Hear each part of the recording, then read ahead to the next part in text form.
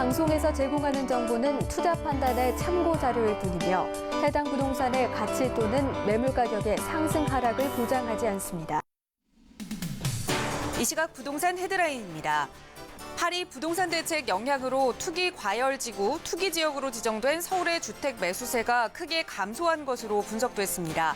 일선 중개업소에서 체감하는 매도세와 매수세 비중을 조사해 작성되는 매수 우위 지수는 서울이 82로 조사돼 전월 123.1보다 크게 하락하며 100 이하로 떨어졌습니다.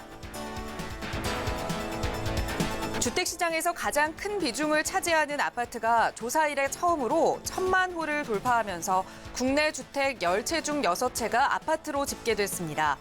전체 주택 대비 아파트는 2000년 47.8%로 절반도 안 됐지만 이후 꾸준히 증가하며 지난해 11월 기준 60%를 넘어섰습니다. 다음 달 분양하는 서울 강남권 재건축 아파트 단지들의 분양가가 정부의 규제로 인근 시세 대비 낮게 책정되고 있습니다. 특히 9억 원을 초과하는 아파트는 중도금 대출이 안 되기 때문에 최소 7억 원이 넘는 현금을 갖고 있는 사람만 청약이 가능한 만큼 일부에서는 현금 부자만 시세 차익을 얻는 일명 로또 청약이라는 지적이 나오고 있습니다. 파리 부동산 대책에 따라 강화된 대출 기준이 시행된 직후 주택담보대출 신청이 감소한 것으로 나타났습니다. 업계 관계자는 가계부채 대책이 추가로 나올 예정이어서 앞으로 주택담보대출 증가세는 더욱 꺾일 것으로 전망했습니다. 도시재생 뉴딜 사업 지역이 주목받고 있습니다. 정부는 도시재생 뉴딜 사업을 위해 향후 5년간 50조 원의 예산을 투입해 전국 500개의 구도심과 노후 주거지 개선을 본격화할 계획입니다. 전국 주간 아파트값 상승률이 전주 대비 소폭 상승했지만 낮은 수준인 것으로 조사됐습니다. 서울과 인천, 경기는 모두 소폭 상승했고 5개 광역시 중 울산의 하락폭이 제일 큰 것으로 나타났습니다.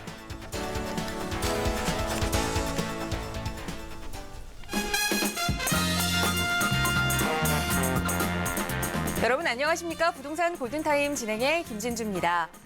파리 부동산 대책이 발표된 지 한 달이 지나면서 부동산 시장의 지역별로 그리고 상품별로 좀 명암이 엇갈리는 모습이 나타나고 있습니다. 특히 대책의 중심에서 있었던 강남권의 이 재건축 아파트에는 수억 원이 내린 이 매물들이 나오고 있지만 매수자들은 여전히 관망세를 보이면서 거래 절벽 현상이 이어지고 있고요.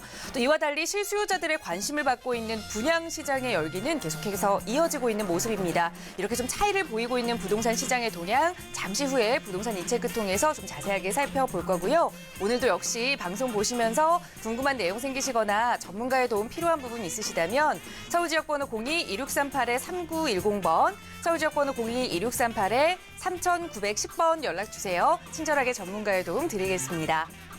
자, 그럼 오늘 준비한 부동산 골든타임 지금 바로 출발합니다.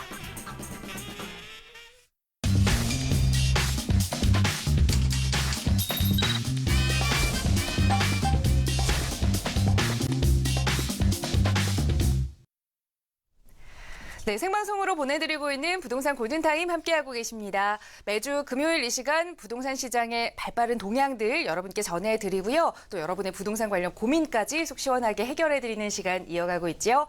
오늘 이 시간 여러분과 함께해 주실 부동산 전문가 먼저 소개해드립니다. 신화경제연구소의 신하선 대표 함께하셨어요. 대표님 어서 오세요. 네, 안녕하세요. 반갑습니다. 네, 오늘도 역시 우리 시청자분들께서 대표님 많이 기다리고 계십니다. 네. 본격적인 상담에 앞서서 네. 잠시 시장 이야기를 좀 나눠볼 텐데 네. 자, 대책이 발표된 이후에 좀 부동산 시장에서 명암이 엇갈리는 모습이 좀 극명한 것 같습니다. 강남 지역은 거래 절벽을 좀 보이고 있는 반면에 또 지방의 일부 인기 지역에서는 풍선 효과를 누리고 있고 또 실수요자들이 가세한 분양 시장의 열기는 또 계속 이어지고 있다고 해요. 네. 이런 차이점들 대표님과 함께 좀 자세히 살펴볼까요? 네, 그렇습니다. 지금 이제 거래는 잘 안 되는 것 같고 나도 사긴 사야 되는데 지금 시장은 좀 안 되는 건 확실한 것 같은데 한 구체적으로 PPT 화면을 보면서 설명드리도록 하겠습니다. 네. 자, 보시게 되면 지금 이제 서울의 주택 시장이 파리 대책 이후로 좀 갈라지게 돼 있는데요. 기존 주택 시장이 이 매도자 매수자 간의 눈치 싸움을 지금 하고 있다. 이런 이제 신문 기사들이 많이 나오고 있습니다. 그래서 다들 이제 더 떨어질 것이다라는 기대 심리와 아니면 지금 이제 정책에 의해서 이번 정부는 지나가야 된다는 거를 알기 때문에 버텨야 된다는 시장과 이렇게 지금 맞물려 있거든요. 그래서 그 와중에 이제 금매 물건들은 소진이 좀 됐는데 지금 이제 서로 눈치 싸움을 하고 있는 입장이다 보니까 거래가 잘 안 되고 있는데 강남권의 재건축 아파트 같은 경우도 지금 이제 거래가 되기 시작을 하지만 조합원 지위 자격이 안 된 데가 있기 때문에 지위 자격 승계가 안 되는 곳이 있다 보니까 아예 거래가 또 되질 않고 있죠. 그래서 우리는 이런 점을 좀 살펴봐야 되는 게 거래가 꼭 이제 얘기한 것처럼 가격적인 문제를 떠나가지고요. 법률적인 문제도 연결이 돼 있는 거죠, 지금. 그리고 대책 발표 직후에 서울 아파트 값에 대해서 한번 그럼 살펴보도록 하겠는데요. 서울 주간 아파트 매매 가격이 파리 대책 발표 후에 3주 연속 하락을 합니다. 그리고 재건축 가격도 아파트 가격이 3주 연속 하락을 하고요. 지금 이제 8월 11일 날 조사에 이번 달이죠. 전체적으로 0.25%까지 하락을 했다. 그럼 우리가 수치상으로 한번 들여다보게 되면요. 서울 주간 아파트 매매 가격을 한국감정원에서 감정한 결과를 보면은 지금 이제 파리 대책 이전에 7월 31일까지는 한 전주 대비 한 0.33% 상승을 한 거예요. 그런데 파리 대책 이후에 8월 7일, 8월 14일, 8월 20일 간격으로 0.3, 0.04, 0.04 이렇게 하락을 쭉 이어가죠. 그 와중에 이제 강남에 제일 가격이 많이 올랐잖아요, 그동안에. 그래서 강남을 좀 살펴보시게 되면은 서초구가 0.15로 가장 많이 가격이 떨어진 걸 볼 수가 있고, 강동구 0.11, 강남구, 송파구에서 다 이렇게 하락을 지금 보이고 있습니다. 그럼 우리가 이제 심리적으로 한국감정원에서 이야기한 거 말고, 그러면 실제로 우리가 호가라는 부분이 이제 서로 왔다 갔다 하는 가격이 있죠. 부르는 가격. 그 가격이 떨어지면 이제 실제 떨어지고 있다라고 봐야 되거든요. 왜냐하면 심리가 내려가긴 상당히 어렵습니다. 집을 이제 엊그저께까지 파락이었던 내 집이 심리가 떨어지기까지는 몇 개월의 시간이 필요한데 지금 짧은 순간 안에 이 호가가 어떻게 변했는지 한번 보도록 할게요. 지금 서울 주간의 아파트 매매 호가를 따져보시게 되면요. 파리 대책 이후에 이제 4일, 14일, 18일 이렇게 간격으로 조사를 했는데 계속 0.37 제일 처음에 많이 떨어지고 파리 대책 8월 4일 날 많이 떨어지고 그다음에 11일, 18일 0.7, 0.4, 0.3 이게 눈으로 확 보이고 있는 거예요, 지금. 재건축 가격도 0.25, 0.15, 0.3 이런 식으로 이제 쭉쭉 떨어지고 있죠, 지금. 그러니까 매매가가 심리적인 것까지 자꾸 확 떨어진다는 것은 실제로 가격이 지금 내려가고 있다는 거를 말씀드릴 수 있죠. 우리 내려가고 있구나 이러고만 있으면 안 되고요. 이 와중에 이제 기회가 있으신 분들은 또 움직이셔야겠죠. 재건축 시장의 한번 모양새를 보시게 되면요.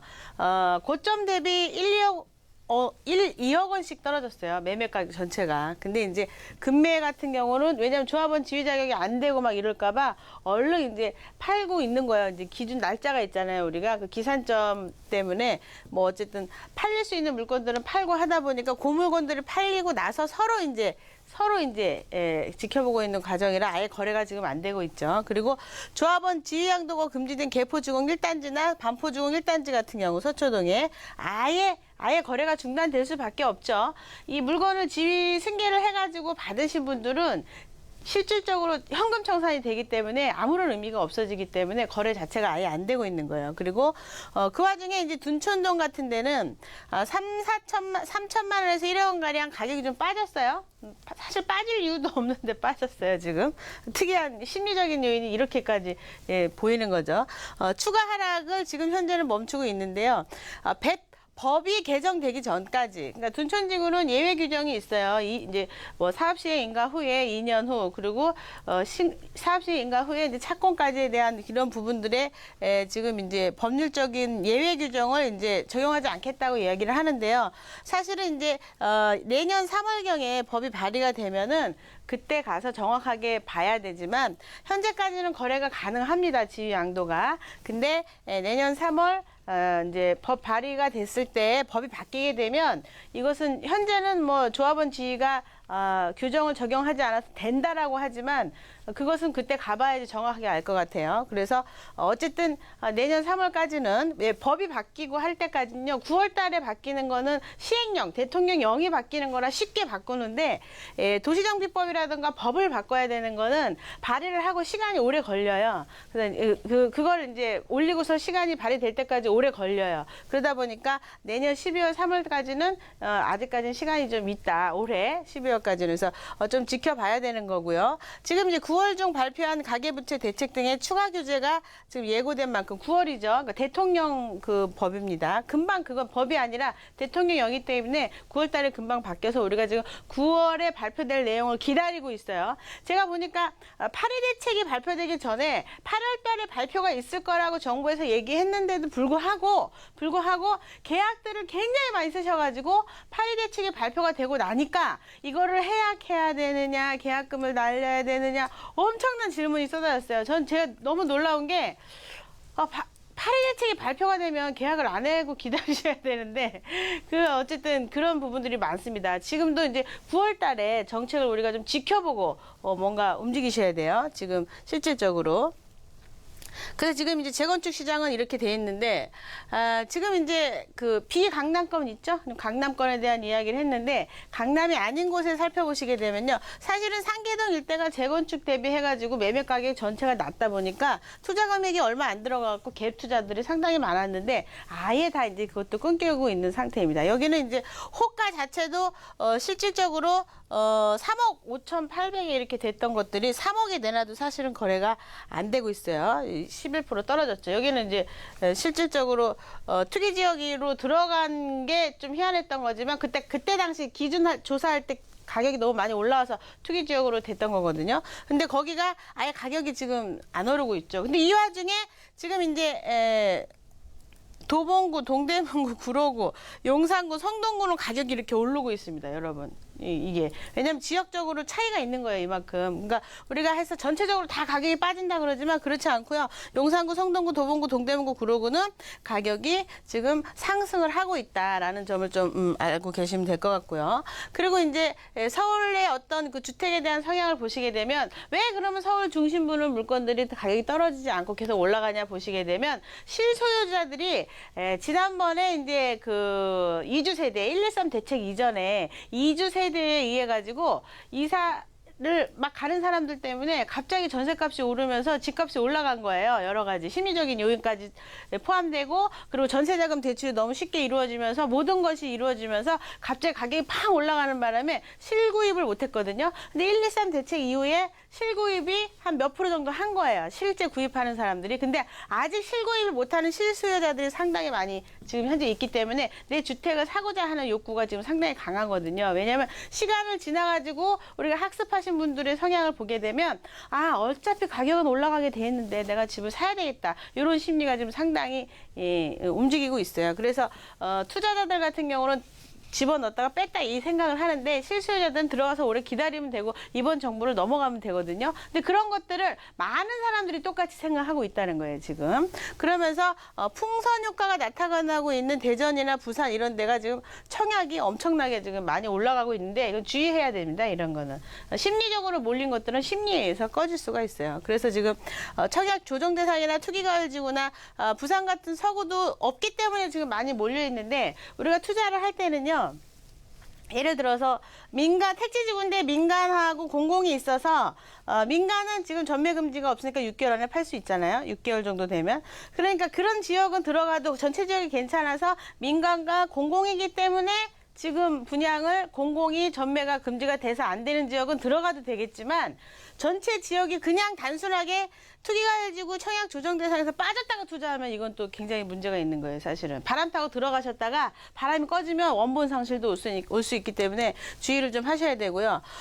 반석 같은 경우 대전에 지금 2010년 이후에 엄청난 청약 경쟁률이 지금 있었다고 합니다. 어마어마한 거죠. 지금 한번 살펴보시게 되면 서울 은평구 DMC라든가 영등포구 8.2 대책 전이죠. 지금 37대1, 27대1 이랬었는데요. 마포 공덕동 내 집 마련을 하고자 하는 사람들 가격이 적당하게 저렴하게 쳐준 지금 시세보다 싼 것들 지금 34대 6대 지금 파리 대책 후인데도 이렇게 몰려드는 건 실수요자 위주가 상당히 많다라고 봐야 되고요. 그리고 동작구 이수영 리가 호반 베르디움 부산 이런 데도 그렇다 치지만 서울 쪽도 지금 43대 1, 22대 1. 그러니까 집을 가격을 제 집을 투자하고 오래도록 가져가려고 하는 사람 실제로 투기보다는 투자의 입장에서 많이 움직이는 분들이 많다라는 걸 알아야 됩니다. 지금 추가 대책이 나오기 전에 다주택자들이 의사결정을 못하고 지금 계속 기다리고 있는데 어쩔 수 없습니다. 이제 그리고 지금 9월 달에 대책이 발표되기 전에 지금 파리 대책에 대한 방송이라든가 모든 법률 사항을 이야기하는 것들은요 들을 필요가 없어요. 그냥 9월 달에 발표가 되면 다시 한번 정리가 되고 바뀌는 내용들이 상당히 많습니다. 미세하게 바뀌지만 결론이 달라지기 때문에 9월 달에 발표가 되고 나면 그 이후에 이제 파리 대책에 대한 자료를 좀 자세히 살펴보시면 될 것 같아요. 그러면서 지금 이제 금리 인상이나 공급 증가가 가격 하락폭을 결정짓는 변수로 작용할 수 있는 상황들이면서 파리 대책뿐만이 아니라 이제 입주 물량이 전세가 이제 우리가 여기서 또 이제 아이러니한 거는 이제 올해 말쯤 되면 이주 세대가 또 상당히 많아져요. 올해 안에 이주하는 세대가 거의 5만 세대가 되거든요. 지난번에 8,700가구 움직이면서 어마어마했는데 이번에는 5만 세대란 말이에요. 그러니까 5만 세대가 움직이면서 또 전세값이 올라가면서 이게 이제 전세가 실제로 수요자가 많이 일시적 수요자가 많아져서 올라가는 전세값이라 일시적이긴 하지만 이걸 또 전세값이 올라간다 그래서 정부 정책이 좀 세게 나올까 봐 걱정은 됩니다. 그래서 지금 이제 전세값이 오름으로 인해 가지고 지금 현실적으로 리스크가 조금 더 커지는 상황들이 될 수 있고요. 지금 이제 추가적으로 가격 하락이 좀 있을 거라고 생각합니다. 지금 정부에서는. 자. 그렇습니다. 그래서 지금 우리는요, 부동산 투자를 하는 데 있어서 지역별로 상당히 다르다라는 거를 좀 정리를 하셔야 되고, 또 하나는 실수요자들이 많이 움직이고 있고 분양권 시장은 상당히 활발하다. 그리고 소형주택이 지금 나름대로 주택임대사업자법으로 인해서 국가에서 완화 정책을 피고 있으니까 소형주택은 또 거래가 상당히 많이 일어나고 있습니다. 그래서 우리 전체적으로 옛날에 우리가 이런 데이터가 없으면 그냥 거래가 된대 안 된대 이렇게 얘기를 했는데 정확한 데이터를 가지고 이제 말씀드리는 게 재건축 시장은 많이 떨어졌고 일반 주택 시장도 많이 떨어졌지만 분양권 시장은 지금 활발하고 소형주택이 또 활발하고 그리고 지역별로 다르다. 여기까지 정리를 해드리겠습니다. 네. 네, 파리 부동산 대책 발표 이후에 이렇게 시장별로 또 지역별로 조금 차이를 계속해서 나타내고 있습니다. 가격뿐만 아니라 이 적용되는 법률 그리고 제도, 세금 문제가 좀 달라지기 때문에 조금 더 조심스러운 투자를 하셔야 할 텐데요. 또 9월에 발표되는 이 추가 대책도 조금 더 눈여겨서 살펴보고 조심스럽게 접근해야 한다는 조언까지 주셨으니까요. 언제든 좀 조심스러운 마음으로 좀 이 부동산 시장 바라보시면 좋을 것 같습니다. 전문가의 도움 필요하시다면 저희 상담 전화도 이용해 보시면 좋을 것 같아요. 서울지역번호 02-2638-3910번 연락 주시면 또 맞춤형 상담 진행해 드릴 테니까요. 언제든지 편하게 연락 주시기 바라고요. 자, 이번 시간 계속해서 시청자 여러분들의 부동산 고민 직접 해결해 드리는 시간 이어갑니다. 시청자 여러분들의 전화 연결 통해서 이번 시간 만들어 갈 텐데요. 첫 번째 시청자분 전화 연결해 보겠습니다. 여보세요? 네. 네, 안녕하세요. 예, 안녕하세요. 네, 시청자님 어느 지역의 부동산 좀 살펴볼까요? 예, 여기 강동구 명일동이거든요. 네. 369린 2차. 네. 지금 보유하고 27평. 계신 거예요? 네, 네. 전세 주고 있어요. 네. 지금 현재 다른 곳에 거주는 하고 계시고 이 3익 그린 2차 아파트는 전세로 보유를 하고 계시는 거죠? 예, 예. 저기 그게 2009년도에 매수를 했는데요. 네. 예, 그때 막 올라갈 때 해가지고 많이 빠졌었어요. 네. 많이 빠졌다가 이제 조금 매수 가격 외로 올라왔는데 지난번에 한번 다른 방송에서 한번 했었어요. 네. 문의를 했는데 보유해도 좋다고 그래가지고 그랬는데 이번에 파리 대책이 나온 다음에 네. 지금 어떻게 해야 될지 좀 갈등이 생기거든요. 네. 보유를 하고 계시다가 이 대책 이후에 이제 1가구 2주택이 되셨기 때문에 그 네. 부분에 대한 고민이 좀 생기셨을 것 같아요. 자, 전문가 네. 의견 들어보죠. 대표님과 인사 나눠보세요. 네. 네, 안녕하세요. 반갑습니다. 예, 안녕하세요. 반갑습니다. 네네. 예, 지금 방송 자주 보고 있어요. 네, 그러시군요. 네, 고맙습니다. 감사합니다. 네, 네. 지금 이제 암사동에 거주하고 계시다고요? 예, 암사동 여기 롯데캐슬에 롯데캐슬, 네, 네. 그 조합원으로 이제 입주해가지고 살고 있는데요. 오, 그러시구나. 제가 예, 그 지도 참이 보면서 그것도 네. 좀 오래됐어요. 네, 2009년도에 그때 막 올라갈 때 사갖고 좀 그것도 빠져서. 명일도 그렇고. 그럼 제가 지금 지도 보면서 설명드릴게요. 예. 네네네. 지금 이제 하나 체크할 내용이, 롯데캐슬 사셨다는 거죠? 이건 이제 조합원으로 옛날부터 살다가 네, 분양을 몇 년도에 받았어요. 하신 거죠? 처음에? 조합인 네. 저기 2008년도에 입주를 했어요. 옛날에 샀고요. 산 건 예, 더 전에 샀고요. 예. 몇 년도에 사셨어요? 몇 년도에요? 네. 10여 년 넘으셨죠? 그렇죠. 네네, 그래요. 87년도에 그러면, 네, 지금 요거 3회 끓인 이 차는 언제 사셨어요? 2009년. 2009년. 오, 얼마 네. 주고 사셨죠? 예? 얼마? 그때요? 네. 5억대 초반이요. 1,500에. 초반. 지금 뭐 6억대 중반 후반 하죠. 자, 이제 뭐 세금적인 부분으로 봤을 때 사실은 이제 우리 시청자분은 얘를 먼저 샀기 때문에 롯데캐슬을 매도해야만이 명일동이 이제 비과세가 되고, 지금은 이제 일시적 이주택이 지나가지고 지금 뭐 대체주택도 이미 이제 중호하고 2008년 지나고 다 지나서 뭐 혜택 네. 사항이 없으실 것 같아요, 지금은. 네, 그래서 네. 얘는 이제 세금을 많이 내야 되는 상황이라서 우리가 이제 한 번쯤 비과세에 대한 부분을 좀 체크를 하셔야 되는데, 명의가 다 이제 1세대인 것 같아요. 그죠? 저기 이제 롯데캐슬은 남편으로 돼 있고요. 그거는 부부 공동명. 네, 어쨌든 일시적 2주택도 안 되고 그냥 2주택이신 거예요, 지금. 예. 네, 그런 상황에서 우선은 세금적인 걸로 따져봤을 때는요, 조금 이따가 좀 정리를 해드리고, 이게 이제 부부 증여를 해갖고 원가를 한 번쯤 올릴 필요가 있어요. 5년 이상 안 팔 생각을 하고, 그 다음에 이제 매도를 하셔야만이 큰 손해를 안 보는 상황이 될 것 같습니다. 자, 이렇게 일단은 그런 걸 포인트를 하나 말씀을 드리고, 중요한 건 이제 3회 끓인 2차 33평인 거죠? 27요. 27평. 지분이 몇 개짜리죠? 지분요? 네. 뭐 11점 뭐 얼마라고 하는 것 같아요. 지금 잘 모르시고서 얘기하시는. 자, 제가 그냥 전체적으로 그냥 30평대 기준으로 설명해 드릴게요.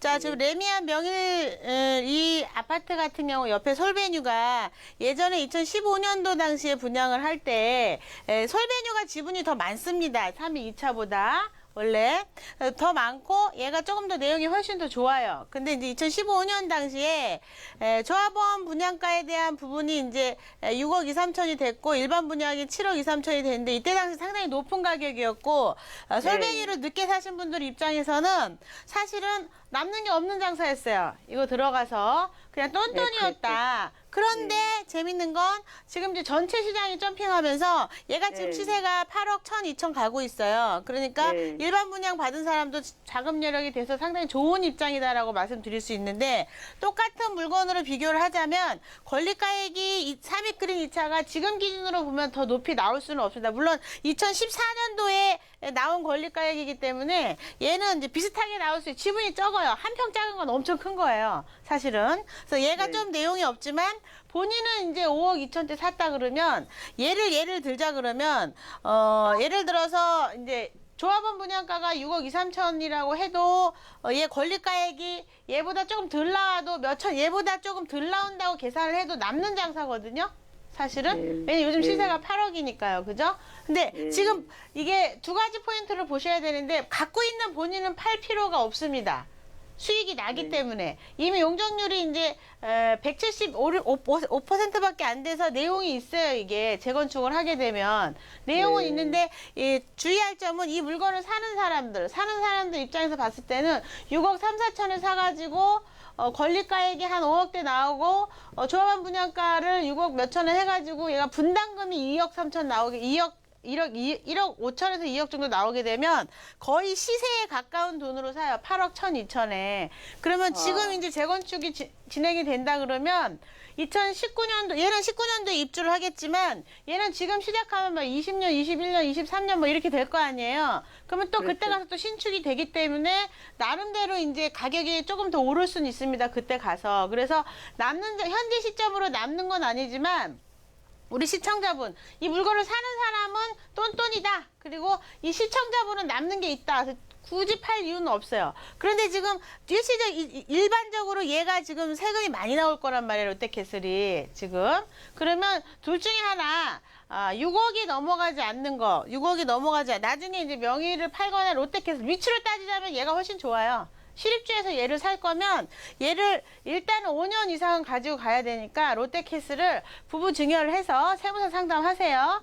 부부 증여를 해서 원가를 조금 점핑 시켜놓고 나중에 파시면 세금이 조금 더 유리하겠죠. 주의할 점은 증여하시고 나서 5년 동안 파시면 안 됩니다. 그거는 이제 나머지는 이제 세무사랑 상담하시면 될 것 같아요. 여기까지 정리해 드릴게요. 예. 근데요, 궁금한 게요. 지금 롯데캐슬이 그 조합원 청산을 안 했어요, 지금. 네. 그래서 그쪽 걸 분양 설립인가가 나면은 뭐 분양을 받을 수 없다 뭐 이런 말이 있더라고요. 근데 그거는 지금 현재 법으로 예. 조합 설립인가가 안 돼가지고 어디 가요? 여기요? 3위끌이요? 롯데캐슬. 롯데캐슬이 네. 조합원 청산을 아직도 안 하고 있어요. 청산 안 하는 데 2008년, 되게 많아요. 강남도 많고. 네. 2008년도에 입주를 했거든요. 네네네. 네. 근데 저쪽에 뭐 설립인가가 만약에 뭐 5년 안에 난다 그러면 뭐 받을 수가 없다고 뭐 그러더라고요. 그러면 그게 어떻게 되는 건가 그게 좀 궁금하거든요. 재당첨에 대해서 문제가 있을 거다? 네, 얘는 네. 이제 이미 사실은 조합원 청산만 안 된 거지 준공이 다 났잖아요. 준공은 2008년도에 났어요. 그렇죠. 그러니까 조합 청산 안 된 데가 되게 많아요. 그래서 뭐 그 상관없는 청산하고는 건가요? 크게 문제 없을 것 같아요. 지금. 네. 뭐 저쪽 받는 거하고는요. 네네네. 네, 어차피 예. 얘도 5년 이상 걸려서 큰 문제 없을 것 같아요.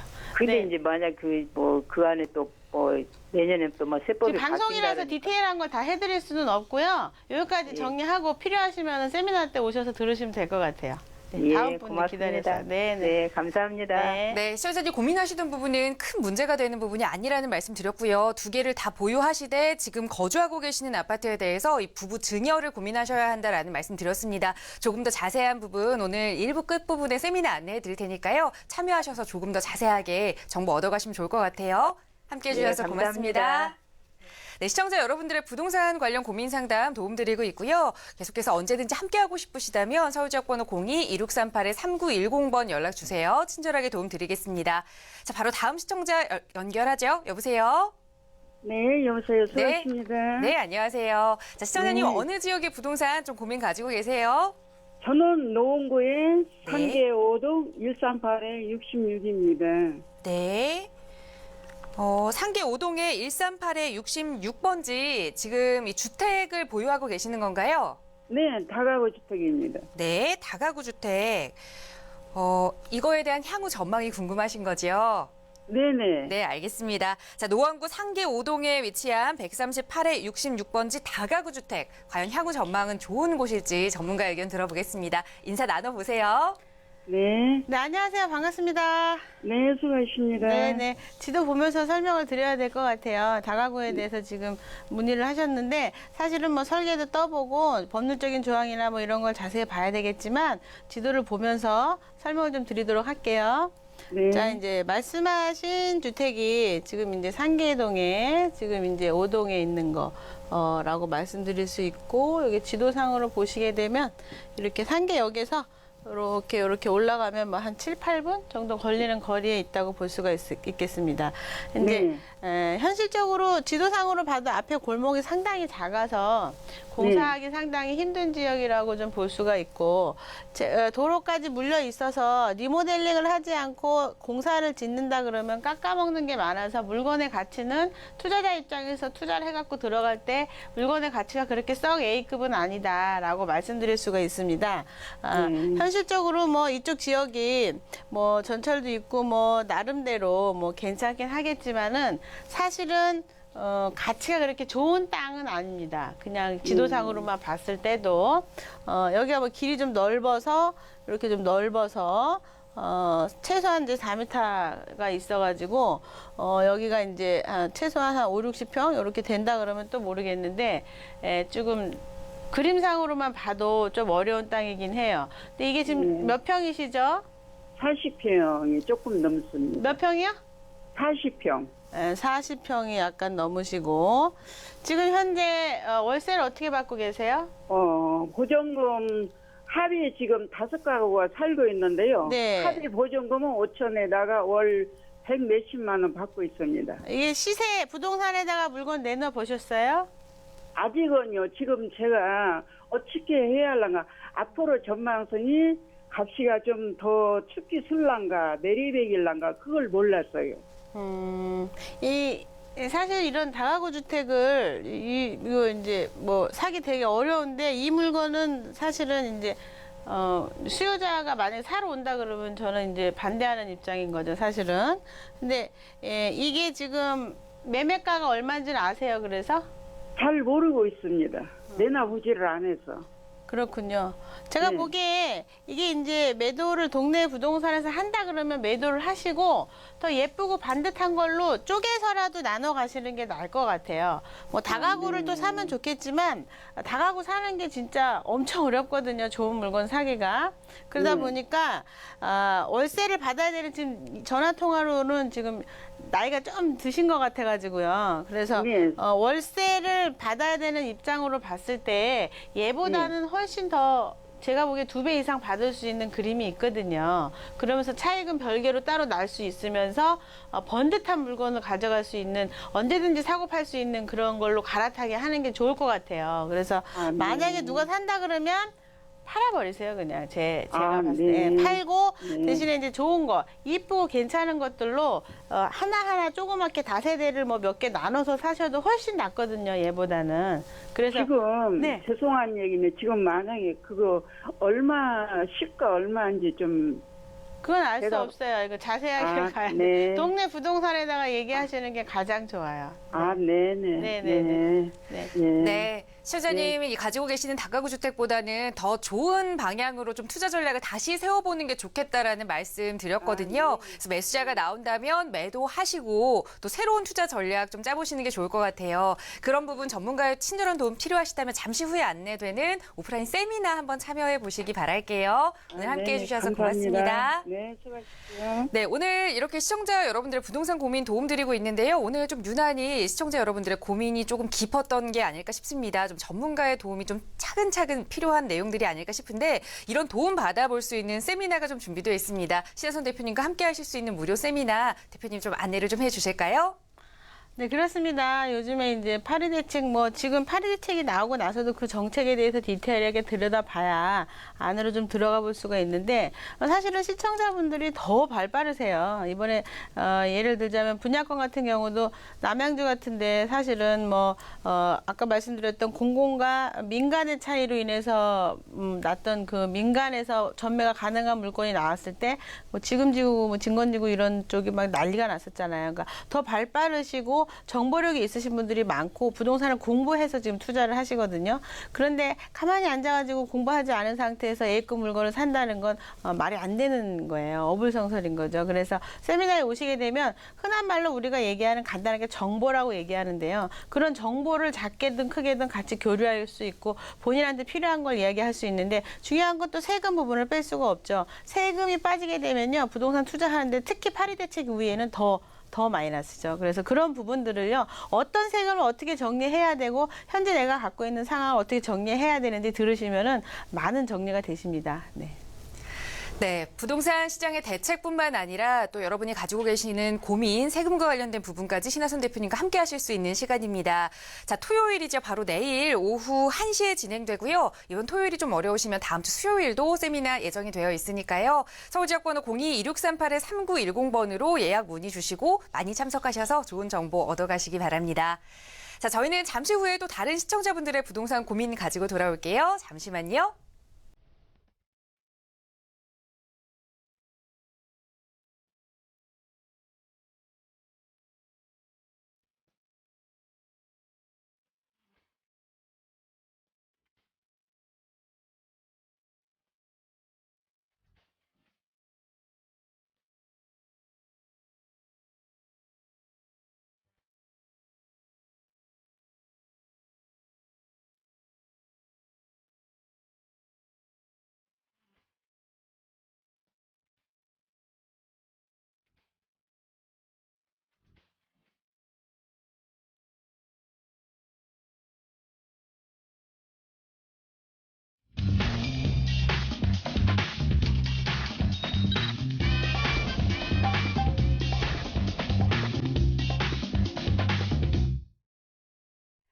네, 매주 금요일 여러분의 부동산 고민 속 시원하게 해결해드리는 시간으로 이어가고 있습니다. 이번 시간 계속해서 신하선 대표님과 함께하고 계시고요.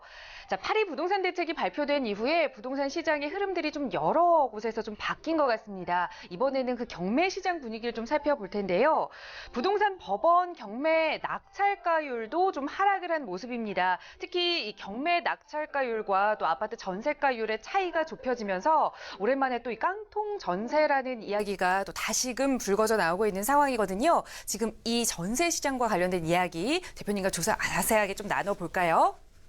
그렇습니다. 이제 늘 뭐 한 몇 년 전에도 제가 이제 뭐 방송에 나가서 전세에 대한 걸 조심해야 된다라고 말씀을 드린 적이 있는데 또다시 이제 전세가 과하게 올라가면서 뭐 서울 중심부는 뭐 큰 문제는 없을 것 같아요. 우리가 한꺼번에 가격이 이주 세대에 의해서 올라가지만 다시 재입주하는 일시적 수요자가 재입주하는 그 타이밍이 최소한 4, 5년 이상 걸리기 때문에 이미 올라간 인플레가 더 많이 올라가진 않지만 어쨌든 한꺼번에 점핑하고 계속 이렇게 갈 확률이 상당히 농후하거든요.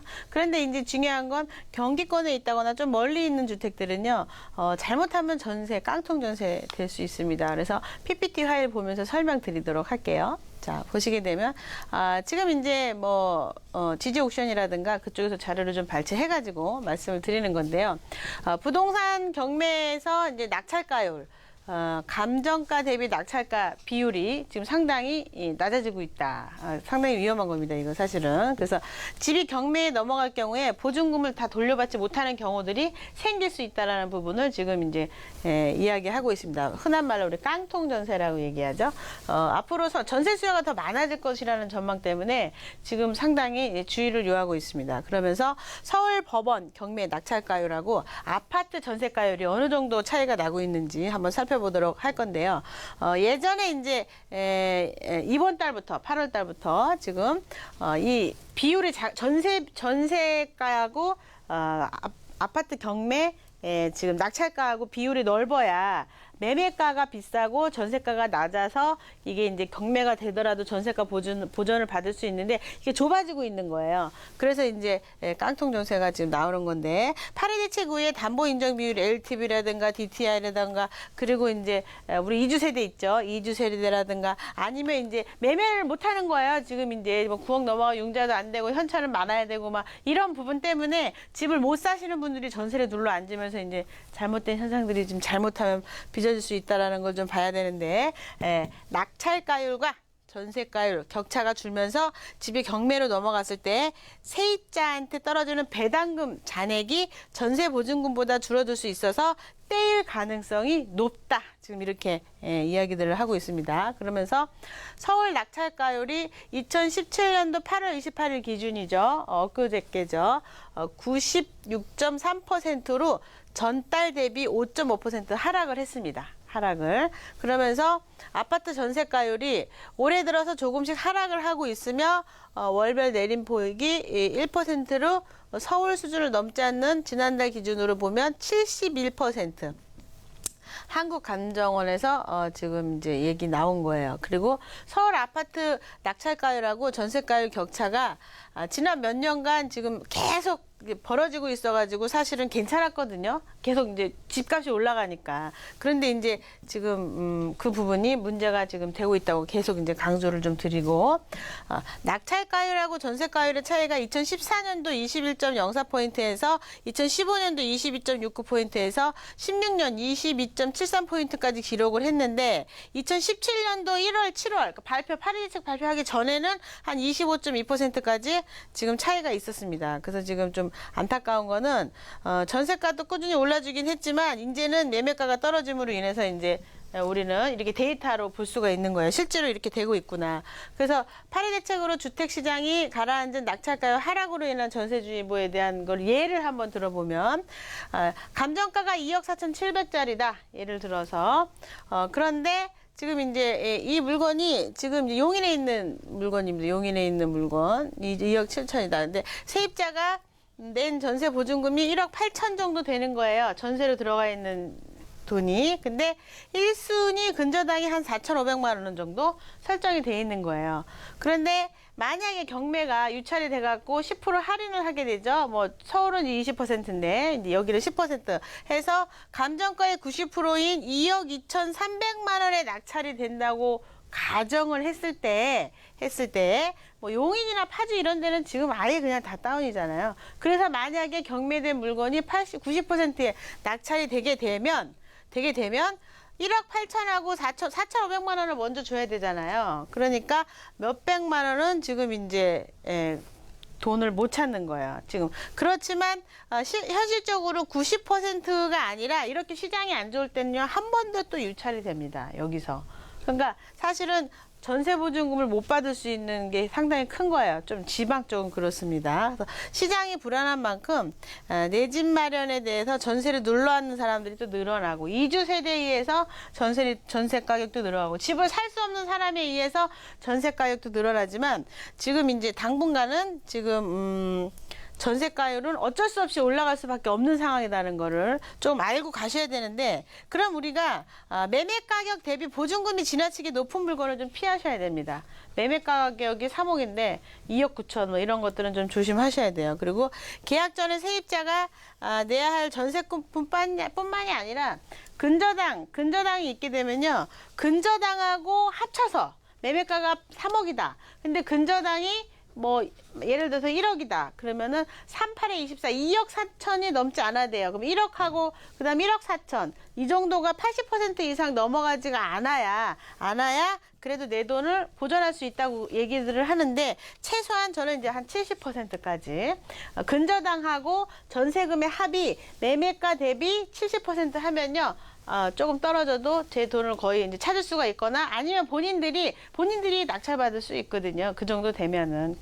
그럼 손해보는 건 아니니까. 그렇게 해서 이제 넘지 않도록 준비를 좀 하시는 게 훨씬 더 좋고요. 특히 이제 집주인들 분들이 담보대출 한다고 전입신고를 내를 잠깐 뺐다 넣겠다, 뭐 이런 경우들이 있는데, 그랬을 때 이제 후순위가 돼갖고 보증금을 날리는 경우도 많다고 합니다. 주의를 좀 하셔야 돼요. 지금 낙찰가율이 예전에 비해서 2013년도에 18%, 그리고 2015년도에 20%인데 2017년도에 25.2%에서 쑥 갑자기 떨어졌어요. 지금 현실적으로 이렇게 보시면 12.6, 6.1 해가지고 경매 시장에서 전부 빠져나가면서 이제 경매 시장도 다운되기 시작한 겁니다. 우리가 이제는 경매 물건이나 이런 게 경매가 나가는 물건들이 있기 시작했고, 시장이 다운되면서 4, 5년간은 지금 앞으로 계속 이런 조짐을 보일 수 있어요. 그래서 경기권에다가 예를 들어서 전세 들어갈 때는 근저당권이랑 합이 최소한 7, 80% 넘지 않게 이렇게 전세를 맞추셔야 됩니다. 부동산에서 괜찮다고 해도 절대로 들어가시면 안 돼요. 네, 여기까지 정리해드리겠습니다. 네, 전세로 임차를 좀 고민하고 계시는 분들께서는 꼭 기억을 하고 계셔야 할 것 같습니다. 근저당과의 합이 70%에서 약 80% 정도까지만 되는 그런 물건에 들어가셔야 한다는 말씀, 그리고 전입신고를 뺐다가 다시 넣는 경우에도 근저당 후순위가 될 수 있다라는 조언까지 드렸습니다. 자, 이렇게 전세에 들어가시기 전에도 전문가의 도움 좀 필요하시다면 서울지역번호 02-1638-3910번 연락 주시면 친절하게 전문가의 도움 드릴 거고요. 계속해서 이번 시간 또 시청자 여러분들의 부동산 관련 고민 해결해드리는 시간 이어가겠습니다. 시청자분 전화 바로 연결할게요. 여보세요? 네, 안녕하세요. 네, 안녕하세요. 자, 시청자님 어느 지역의 부동산 좀 고민 있으세요? 저 경기도 남양주 네. 별내면 네. 사업주공 2단지 사는데요. 네. 여기를 매도를 하고 네. 경기도 광주 태전지구 이번에 택지지구 생긴데 태전 아이파크 25평 네. 거기 매수하는 게 어떤가 해가지고요. 네, 현재 남양주 별내면에 위치한 청학 주공 2단지 아파트에 거주를 하고 계시는데, 이걸 좀 매도를 하고 경기도 네네. 광주시 새롭게 택지지구가 형성이 되는 이 태전 아이파크 이 좀 네네. 그쪽으로 옮겨가면 어떨까? 자, 실거주를 생각하고 계시는 거죠? 네, 오래 살 생각하고 네. 네, 태전 아이파크는 몇 평형 보고 계세요? 25평이요. 네, 현재 살고 계신 주공 아파트도 혹시 20평대? 25평이요. 네, 25평이시고요. 자, 같은 네. 평형대로 자, 남양주 별내에서 태전 지구로 좀 이동을 해도 괜찮을지 자, 전문가의 시각으로 좀 보겠습니다. 네, 감사합니다. 네, 인사부터 나눠보세요. 네. 안녕하세요. 반갑습니다. 네, 안녕하세요. 네네. 아, 지금 공기 좋은 데서 이제 거주하고 계세요. 그죠? 네. 네, 네. 지금 이제 별내지구에서 지금 네. 태전지구로 가려고 하는 특별한 이유가 있으신가요? 남편 회사가 분당 순회예요. 아, 분당 순회. 그래서 그러시구나. 알겠습니다. 제 지도 보면서 설명드릴게요. 네네. 아, 우리 시청자분께서 말씀하신 이제 아파트가 어디냐면 네. 청학동, 청학리. 자, 보시게 되면 아, 여기 이제 여기가 우리가 알고 있는 이제 그 뭐 이제 별내고 네, 네. 조금 더 이제 별내에서 밑으로 이제 지도 좀 줄여볼까요? 그래야 이제 시청자분들이 자 보시면은 별내 택지지구가 여기 있죠. 여기 별내 택지지구가 네. 여기 있고 더 이쪽으로 내려가면 직원지구, 진건지구가 자리 잡고 있고 그리고 네. 이제 그거보다도 더 많이 올라가서 지금 있는 곳이에요.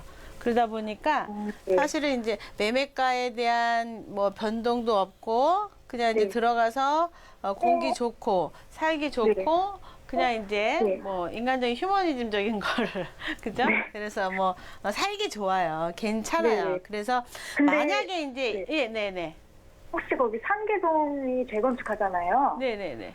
거기가 재건축하면 이쪽으로 많이 온다고 하는데. 아 상계동에서 여기까지 넘어오기엔 무리가 있어요. 아, 그래요? 네네네. 너무 아니, 멀어. 지금 일주일 사이에 막 500막 계속 오르고 있길래 네, 계속 뭐 그럴 오른가 수도 해가지고. 있겠지만 어쨌든 네. 재건축은 아직 한참 먼 얘기고 거기도 어. 이주 세대가 이주해야만이 이제 이쪽에 반영이 될 수가 있겠지만 네. 와봤자 잠시 있는 사람들이라서 잠시 동안 가격이 오르는 현상이겠죠. 아, 네. 네, 왜냐면 네, 네. 사실은 저는 별내지구도 그렇게 썩 좋아하지는 않습니다. 사실은. 별내지구요? 네네. 네. 왜냐면 이제 아, 보시게 되면 제가 좀 좋아하는 지역이 여기 다산 신도시 여기예요. 왜냐면 아, 구리 다리를 건너자마자 좌회전하면 구리고 우회전하면 다산 신도시예요. 살기 되게 좋은 네. 곳입니다. 여기서 더 많이 들어가야 별내고요. 여기서 좀 더 들어가야 이제 뭐 주택이에요. 그래서 뭐 현실적으로 공기 좋고 살기 좋고 나쁘지 않습니다. 괜찮아요. 그런데 이제 이 주택 자체로만 보자 그러면 여기서도 바깥으로 빠져 나와야 돼요. 별내지구 최소한 별내지구로 나오든가 별내지구가 아니면 더 나오는 게 훨씬 좋습니다. 구리시에 있는 융자를 끼고라도 차라리 구리시에 있는 구주택을 먼저 갔다든가 아니면 자금 여력이 되면은 네? 네. 애기가 움직이는 자금 여력이 되면 다산이나 이런 데로 융자를 껴서라도 얘 매매 가격에다가 융자를 50% 껴서라도 한 4억대 해서 다산 신도시로 움직이시는 게 훨씬 더 유익한 상황인데 중요한 건 지금 말씀하신 데가 태전지구란 말이에요. 그죠? 네. 네. 네. 그러면 이제 태전지구로 우리가 이제 들어가 보면 네. 사실은 판교 자체가 네. 더 물건이 상당히 이제 좋은 상황인데 네. 너무 비싸서. 그렇죠. 지금 그 이후로 태전지구를 많이 가시는 거예요. 지금 사실은. 근데 재밌는 건 생각보다 가깝지 않아요. 태전지구가. 아, 근데 분당하고요? 이거 다들 이제 괜찮다고 생각하고 가긴 가거든요. 지금. 네. 지도를 더 줄여야지 보이려나. 그러니까 판교에서 여기 있네요. 자 보시게 되면 판교가 너무 집값이 세니까 이제 태전지구가 방금 말씀하신 2, 3억밖에 안 하다 보니까 왜 얘네들이 분양을 했을 때 올 분양이 난 이유가 판교에다 모델하우스를 만들었어요. 그래가지고 5월 분양이 돼갖고 끝난 건데 사실은 이 태전지구가 전철하고도 멀고 집값에 아무런 영향이 없어요. 사실은. 근데 또 얘를 대신할 주택도 없어요. 왜냐면 판교가 가격이 올라가면서 여기 지금 다 올라가고 있거든요. 지금. 그러다 보니까 갈 데가 없는 거예요. 여기서. 대체 주택으로 가긴 가는데 얘는 또 너무 떨어지는 거예요. 지금. 그래서 만약에 사무실이 분당이라 그러면 사실은 여기에 있는 게 좀 낫기야 낫죠. 차라리 걔보단 얘가 낫습니다. 차라리. 왜냐면 여기 이제 뭐 고산 택지지구도 생기고 태전지구도 생기고 점점 좋아지거든요.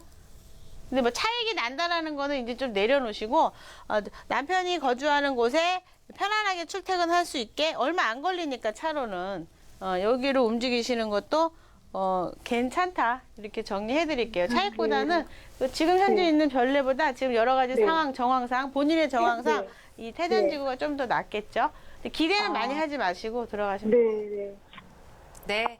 시청자님 이렇게 좀 정리를 해야 할 것 같습니다. 실거주 목적으로는 이동하셔도 좋을 것 같다. 하지만 높은 시세 차익은 좀 기대하기는 어렵다라는 말씀 드렸으니까요. 좋은 판단하시기 바랄게요.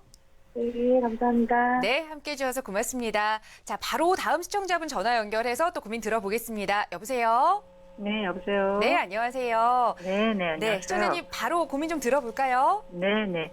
다름이 아니고요. 서울 숲역 옆에 동아 아파트라고 있어요. 네. 역세권이 있는데 거기 앞에 18평형이 지금 금액이 꽤 높더라고요. 네. 6억 5천 정도. 그래서 그거를 전세 끼고 해서 사는 건 어떤지 지금 아니면 너무 많이 오른 건지 좀 궁금해서요. 네, 서울숲이면 이 성수동에 위치한 네네, 동아 네네네. 아파트 18평형을 좀 이 재건축까지 바라보시고 네네. 투자 목적으로 좀 매수를 네네. 고민하시는 것 같아요. 네네. 네, 전문가님 의견 들어보죠. 인사 나눠보세요. 네. 네, 안녕하세요. 반갑습니다. 아, 네네. 안녕하세요. 감사합니다. 지금 이제 내용이 조합원이 뭐 이런 게 없으니까 지위가 되고 하는 걸로 움직이시려고 하는 거죠? 네네. 네, 성수동이고.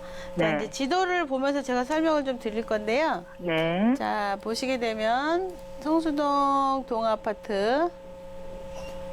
성수동에 서울숲역. 네네네 서울숲역 앞에 있는 거죠. 네네네. 네, 동아파트. 이게 지분이 좀 작아서 아쉬워요, 그죠?